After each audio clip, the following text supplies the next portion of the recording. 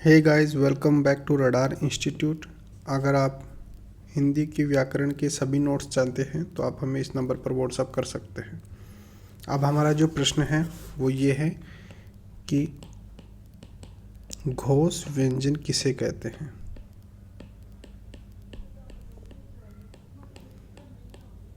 तो हम इसकी परिभाषा देख रहे हैं कि इसकी परिभाषा क्या होती है और ये कौन कौन से होते हैं, कितने होते हैं, इसके बारे में विस्तार से हम देख लेते हैं। तो सबसे पहले हम परिभाषा की बात करें तो परिभाषा में देते हैं कि वह ध्वनियाँ या व्यंजन जिनमें स्वर रज्जु में कंपन होता है। तो स्वर रज्जु में कंपन उत्पन्न करने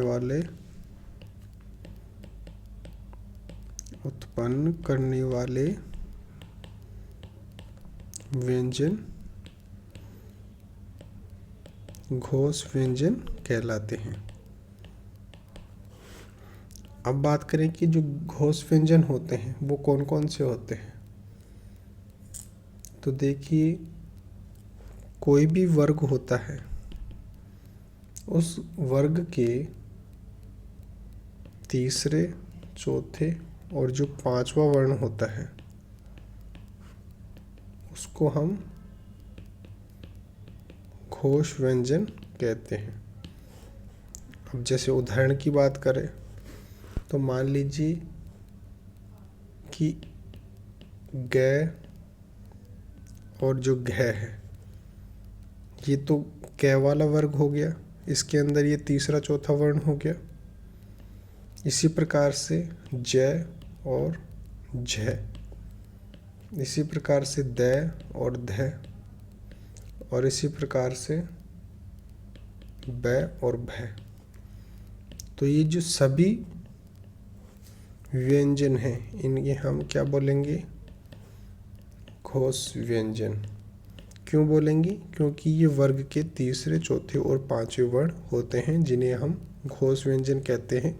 इनका जब उच्चारण किया जाता है तो स्वर रज्जु के अंदर एक कंपन उत्पन्न होता है और इसके कारण इन्हें घोष व्यंजन कहा जाता है। अब बात करें कि स्वर रज्जु क्या होता है, तो इनको हम आवाज़ की तार या वोकल कार्ड भी कहते हैं। जब मनुष्य कुछ गले के भीतर स्वर ग्रंथि होती है, लैरिक्स होती हैं, उनके अंदर श्लेष्मा झिल्ली होती है जिसे म्यूकस मेम्ब्रेन कहते हैं। तो ये कंपन करने लगती है, म्यूकस मेम्ब्रेन जो होती है वो कंपन करने लगती है, जिसके कारण हम बोल पाते हैं। तो स्वर रज्जु क्या होगी, जो म्यूकस मेम्ब्रेन होती है, श्लेष्मा झिल्ली होती है, उसमें कंपन उत्पन्न होता है। कहने का मतलब ये है, यहाँ स्वर रज्जु में कंपन उत्पन्न होने का मतलब है कि जो श्लेष्मा झिल्ली है उसके अंदर कंपन उत्पन्न होता है, उन्हें हम घोष व्यंजन कहते हैं। और किसी भी वर्ग के तीसरे, चौथे और पांचवें वर्ण को घोष व्यंजन कहते हैं। उदाहरण क्या है, ग, घ, ज, झ, द, ध, प, भ।